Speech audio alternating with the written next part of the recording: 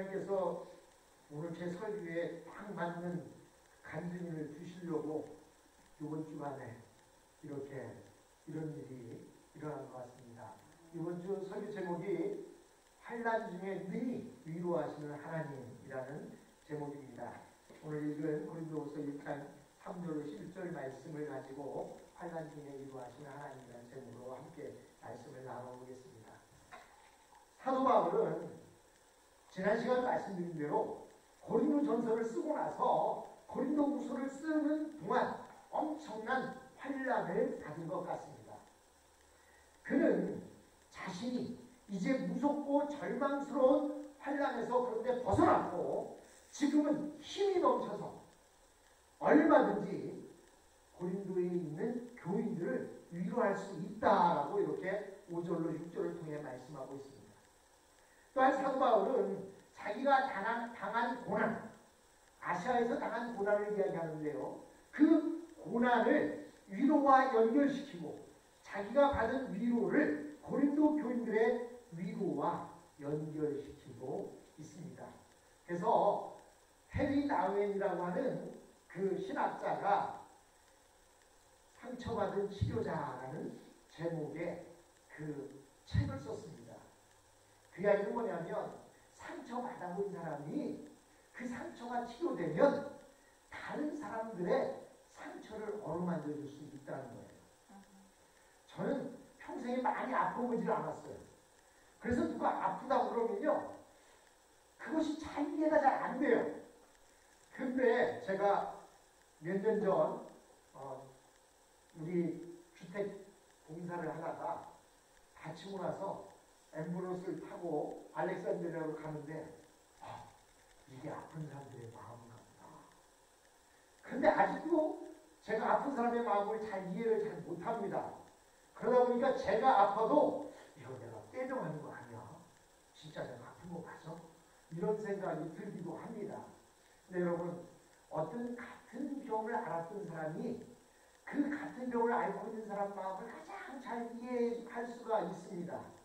또 어려움을 겪어본 사람이 어려움을 겪는 사람을 가장 잘 이해할 수 있습니다. 즉 사도 바울 선생님이 자기가 당한 그 고난을 위로와 연결시켜서 나도 이런 고난을 받았었는데 하나님께서 이렇게 나에게 위로해 주셨고 당신들에게도 위로해 줄 것입니다 라고 격려하고 위로하고 있습니다. 사도 바울은 무엇보다도 자기가 경험하고 경험한 하나님을 고백하고 찬양합니다. 하나님은 자비의 아버지시오 모든 위로의 하나님이십니다. 특히 예수 그리스도의 하나님이라고 이렇게 본문에 표현해 놓고 있는데 여러분 보통은 우리가 말할 때 성부를 말씀할 때에는 성자 예수 그리스도의 아버지라는 표현을 씁니다. 그런데 오늘 본문에서 보면 물론 지금 읽은 세번역 성경에는 좀 다르지만 개정개혁 성경에 보면 예수 그리스도의 하나님이라고 이렇게 표현하고 있어요. 예수 그리스도의 아버지라고 하나님을 표현한 것이 아니라 예수 그리스도의 하나님이라고 표현하고 있다는 사실이에요. 왜 이렇게 표현하고 있습니까? 이것은요 예수님이 죄인의 대표로 십자가에 달려 죽으실 때 당시 예수 그리스도와 하나님과의 관계를 설정하고 있는 것입니다. 예수님께서 십자가에 달려 죽으실 때 나의 아버지 어찌하여 나를 버리십니까? 라고 했나요? 아니에요. 뭐라고 말씀했어요? 나의 하나님 어찌하여 나를 버리시나이까? 즉 지금 십자가에 달려있는 그 예수님은 하나님의 아들로서 십자가에 달려있는 것이 아니라 죄인들의 대표로 십자가에 달려있는 것입니다.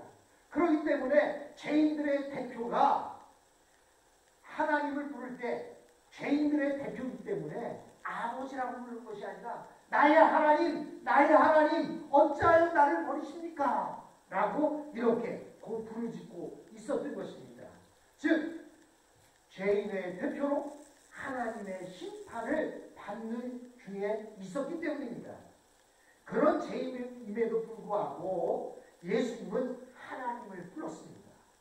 우리가 죄인이면서도 하나님을 부를 수 있는 것은 바로 예수 그리스도께서 죄인의 대표로 하나님을 불렀기 때문에 우리도 부를 수가 있는 것입니다. 즉 우리가 아무리 죄인이라 하더라도 하나님은 한없이 자비로우신 분이시기 때문에 죄인인 우리가 하나님을 부를 수가 있는 것입니다. 여러분, 지금 저와 여러분이 십자가에 달려있다고 생각해 보십시오. 아니면 난치병이나 불치병에 걸려서 병원에 혼자 누워 죽음을 기다리고 있다고 생각해 보십시오. 얼마나 모든 것이 절망스럽겠습니까? 40년 동안 별탈 없이 잘 살아왔는데 천천병력과 같은 어떤 이야기가 딱 들렸을 때 얼마나 절망스러웠겠습니까? 그러나 하나님은 자비의 아버지시기 때문에 어떤 환난에서도 우리를 능히 위로하실 수 있습니다. 자비의 아버지는 정말 자상하신 분이십니다. 무뚝뚝하고 자식에게 관심 없는 아버지는 아이가 열이 나도 쳐다보지 않고 그냥 신문이나 TV만 쳐다보고 있을 것입니다. 아니면 혼자 코를 골면서 편안하게 잠을 자는지도 모릅니다. 그러나 자비의 아버지는 아이의 얼굴을 살피고 그 아픈 부분을 싸매주고 밤새 열을 내리게 하기 위해서 물수건을 가져다가 몸을 닦아주는 그러한 분이십니다. 우리의 아버지 되시는 하나님은 무뚝뚝하신 아버지가 아닙니다. 자비의 아버지이십니다. 우리의 고통에 결코 무관심하지 아니하십니다. 하나님은 어떤 고난 가운데서도 능히 위로하실 수 있는 분입니다. 사도 바울이 이 말을 한 것은 우리 인간들이 늘 혼자라고 생각하기 때문에 절망한다라고 말하고 있는 것입니다. 어려운 가운데 혼자 내버려져 있다. 그것은 얼마나 고통스럽겠습니까? 그래서 우리 말에 의하면 기쁨을 나누면 배가 되고 슬픔을 나누면 반으로 준다는 얘기가 있어요. 나 혼자 있으면 혼자 기뻐하면요, 그 혼자 기쁨으로 끝납니다. 그런데 누군가 기쁨을 나누게 되면 그들도 함께 기뻐해주면 얼마나 기쁨이 배로 늘어납니까? 내가 슬퍼서 혼자 싸매고 있을 때, 끙끙 앓고 있을 때 누군가 와서 위로해주면 그 슬픔이 반으로 줄어듭니다. 여러분, 하나님께서는 우리가 절망 가운데 있을 때 찾아오십니다. 우리가 하나님 가운데 있을 때 찾아오십니다. 우리가 기쁨 가운데 있을 때 찾아오십니다. 우리가 혼자 있다고 생각할 때, 외롭다고 생각할 때 하나님은 찾아오십니다. 하나님은 우리의 고통을 누구보다도 잘 아시고 계시므로 어려운 가운데 있는 우리를 절대로 혼자 버려두지 않습니다. 그렇다면 하나님은 어떤 방식으로 우리를 위로할까요? 첫째는 감정적인 방식을 사용하십니다. 말씀을 가지고 논리적으로 이해하도록 우리를 이끌어 주십니다. 그분의 말씀이 마음 깊은 곳에 적용되면 이것이 사실이라면 지금 나는 이런 상태인 것이 분명하다라고 하는 확신을 갖게 합니다. 주님은 이렇게 말씀하셨습니다. 공중에 나는 새를 보라 말씀하십니다. 새는 농사도 짓지 않고 창고도 없지만 하나님께서 먹이신다고 말씀하십니다. 그러면서 하물며 너희일까 보냐라고 이렇게 말씀하십니다. 공중에 나는 새, 들에 핀 백합과도 하나님께서 먹이고 입히시는데 하물며 너희일까 보냐라고 말씀하십니다. 마태복음 7장 11절에 보면 너희가 악한 자라도 자식에게 좋은 것으로 줄 줄 알거든 하물며 하늘에 계신 너희 아버지께서 구하는 자에게 주시지 않겠느냐라고 말씀하십니다. 이 말씀을 들으면 무슨 생각이 납니까? 하나님이 이같이 나를 먹이고 나를 입히고 나와 함께 하시는구나. 이렇게 생각나도록 하십니다. 두 번째로 하나님께서는 이런 방식으로 위로하시는데 직접적으로 성령님의 역사를 통해서 우리를 위로하십니다.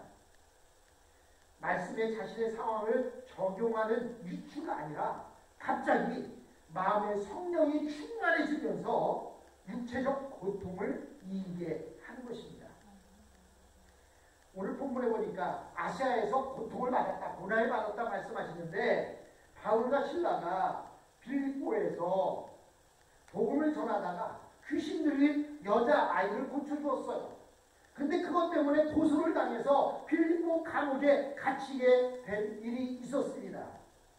여러분, 장사하러 갔다가 또는 무엇인가 훔치러 갔다 이렇게 됐다면 그냥 그런 대로 이해가 되는데 전도하러 갔다가 또 귀신 들린 사람을 고쳐주었다가 붙들려서 채찍에 맞았으니 얼마나 억울하겠습니까? 게다가 깊은 감옥에 갇힌 채 그들의 발은 착고에 매여 있었습니다. 그런 어려운 가운데 성령님께서 그들이 찬송할 때 찾아오셨습니다. 하나님의 성령이 그들 마음속에 부어졌습니다. 그들 마음속에 성령이 직접적으로 부어지게 된 것입니다. 소망이 부끄럽게 아니함은 우리에게 주신 성령으로 말미암아 하나님의 사랑이 우리의 마음에 분가 됩니다. 이렇게 로마서 5장 5절에 말씀했습니다. 외부적으로는 분명히 어려운 상황이 있습니다. 매를 맞았습니다. 감옥에 갇혀 있습니다. 창고에 채워 있습니다. 그러나 성령님의 역사하자 그들의 마음속에는 하나님의 사랑이 흘러넘쳤고 그들의 입술에서 찬양이 넘치게 되었습니다. 세 번째, 하나님께서는 어떤 방식으로 위로하십니까? 하나님께서는 물리적인 방식으로 위로하십니다. 마음에만 위로를 주면 겉에 드러나는 게 없지 않습니까? 그런데 빌립보 감옥에 갇힌 바울과 실라에게 내면적인 성령의 부으심만 있었던 것이 아니라 옥문이 열리고 창고가 벗겨지는 역사가 있었습니다. 이것이 바로 물리적인 하나님의 위로입니다. 이것을 어떤 분은 이렇게 표현했어요. 하나님의 스킨십이다. 가스 스킨십이라고 이렇게 표현해 왔습니다. 하나님의 어루만져 주십니다. 여러분, 기드온에게 양털 한 움큼으로 응답하신 것과 같습니다. 우리에게 닥칠 절망이 너무나 커서 말씀만으로는 감당하기 어려울 때가 있어요. 말씀으로 성령으로 부어주시긴 하는데 그래도 감당하기 어려울 때가 있습니다. 그때는 손으로 만질 수 있도록 하나님께서는 은혜를 체험하도록 이렇게 해 주신다는 것입니다. 하나님은 참으로 다양한 방법으로 우리를 위로해 주시는데 그 모든 위로의 메시지는 하나님께서 결코 우리를 버리지 않으실 것이며 이 어려움에서 반드시 우리를 이기게 하시겠다는 뜻입니다. 그가 이같이 큰 사망에서 우리를 건지셨고 또 건지시라 이후에라도 건지시기를 그를 의지하여 바라라 라고 10절에 말하고 있습니다. 하나님께서 한 번 건지셨다면 한 번으로 건지는 것으로 그치고 마는 것이 아니라 지금도 건져주시고 앞으로도 능히 건져주실 것이라고 말씀하고 있는 것입니다. 하나님은 절대로 자기가 사랑하는 사람을 함부로 버리지 않으십니다. 그러면서 사도 바울은 고린도 교인들에게 기도를 부탁하고 있습니다. 너희도 우리를 위하여 간구함으로 도우라. 이는 우리가 많은 사람의 기도로 얻은 은사를 인하여 많은 사람도 우리를 위하여 감사하게 하려 합니다. 11절에 말씀합니다. 사도 바울은 자신이 그런 어려움에서 살아난 것이 바로 성도들의 기도 덕분이라고 이렇게 말하고 있습니다. 분명히 바울을 끝까지 신뢰해야 하고 그를 위해 기도했던 사람들이 있었습니다. 바울은 그런 어려움에 건짐을 받으면서 얻었던 유익을 다른 많은 사람들과 함께 나누고 싶어 한다고 말합니다. 사랑하는 성도 여러분, 우리는 앞으로는 죽게 될 경우가 아니라면 고난이라는 말을 되도록이면 사용하지 맙시다. 고난은 견장된 하나님의 은혜다라고 이렇게 말합니다. 왜냐하면요, 고난이 없으면 정말 감사할 줄 잘 몰라요. 우리가 은혜를 받았으면서도 그 은혜가 그냥 우리가 숨을 쉬면서도 이 공기의 고마움을 잘 모르듯이 우리가 고난이 없으면 은혜 받은 줄 잘 몰라요. 근데 그 고난을 통해서 이것이 하나님의 은혜였구나라는 것을 깨닫게 해주십니다. 그래서 우리는 고난이라는 말을 사용하기보다는 하나님께서 나에게 은혜를 주시기 위해서 이러시는구나. 물론 고난받지 않고 은혜를 받는다면 더 좋겠지요. 여러분, 우울증에 걸린 사람들이 많이 있다고 합니다. 근데 우울증에는 어떤 사람들이 잘 걸리는 줄 아십니까? 부자 나라 사람, 돈이 많고 부유한 사람이 우울증에 더 잘 걸린대요. 가난하고 어렵고 힘든 사람은 우울증에 잘 안 걸린답니다. 왜 그런지 아세요? 우울증에 걸릴 새가 없는 거예요. 정신없이 살아가는데 무슨 우울증에 걸릴 새가 있습니까? 어떤 사람이 우울증에 잘 걸리냐? 평안하고 부유하고 가진 것 많은 사람들이 시간이 많다 보니까 우울증에 더 잘 걸립니다. 여러분, 전쟁이 터지면 우울증 환자가 줄어든답니다. 왜냐하면 전쟁 때문에 서로 죽느냐 죽이느냐라고 하는 그 속에 있는데 우울증에 걸릴 새가 없다는 것입니다. 자신을 돌아볼 시간조차도 없는 것입니다. 그래서 전쟁이 일어나면요, 이때는 정신병 환자가 줄어든다고 말합니다. 우울증은 너무나 편한 나머지 어린아이가 되는 정신병에 걸리고 우울증에 걸리게 되는 것입니다. 죽음의 자리에서 살아나면 모든 것이 새로워 보이는 거예요. 아마 우리 한 집사님 지금 세상이 새로워 보일 것 같아요. 우리도 마찬가지로 어떤 어려움 가운데 다시 한번 새 힘을 얻게 되면 무엇인가 똑같은 세상이 다르게 보입니다. 시편 119편에서는 이렇게 말합니다. 고난받은 것이 내게 유익이라. 그로 인하여 내가 주의 율례를 배우게 되었다. 고난받기 전에는 내가 그릇해가 했더니 이제는 주의 말씀을 붙잡는다라고 이렇게 표현하고 있습니다. 여러분, 어려운 형편에 있는 자들에게 관심을 가져주는 것 참으로 좋은 일입니다. 그러나 그 관심이 남의 말을 하는 것이 되어서는 안 돼요. 그 관심을 가져주는 것이 무엇이냐? 여러분들, 말 못하면서도 속으로 기도했듯이 기도하는 것, 그것이 최고의 관심입니다. 누가 이렇다더라 저렇다더라 말을 만들기 위한 것이 아니라 정말로 그가 말을 못하기 때문에 대충은 알면서도 이해하지 못하지만 그를 위해서 기도할 수 있는 것, 그것이 바로 최고의 관심이 아닙니까? 바울 선생님은 말합니다.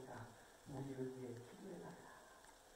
그 기도가 얼마나 큰 위로가 되는지 모른다라고 고백합니다. 사랑하는 성도 여러분, 어떤 사람이 어려운 일이 있을 때 기도합시다. 또 여러분 기쁘고 즐거운 일이 있을 때 여러분 더 좋아하시면서 기도합시다. 왜냐하면 이 기쁜 것, 좋은 것, 그것이 하나님의 있는 걸 깨닫지 못하면 언제 올 때 변장된 하나님의 은혜가 우리 가운데 닥쳐오는지 모릅니다. 사랑하는 성도 여러분, 관심을 가지고 기도해주는 저와 여러분이 되었으면 합니다. 다 같이 자리에서 일어나겠습니다. 그리고 이 시간에 함께 기도하기로 합니다. 하나님께서는 환난 중에 능히 우리를 위로하시는 하나님이라고 말씀합니다. 바울과 실라가 빌립보 감옥에 갇혀 있을 때에도 하나님께서는 말씀으로 이루어 주시고 성령의 역사로 이루어 주시고 뿐만 아니라 물리적인 역사로 가문이 열리고 창고가 풀리는 그 역사로 이루어 주십니다. 그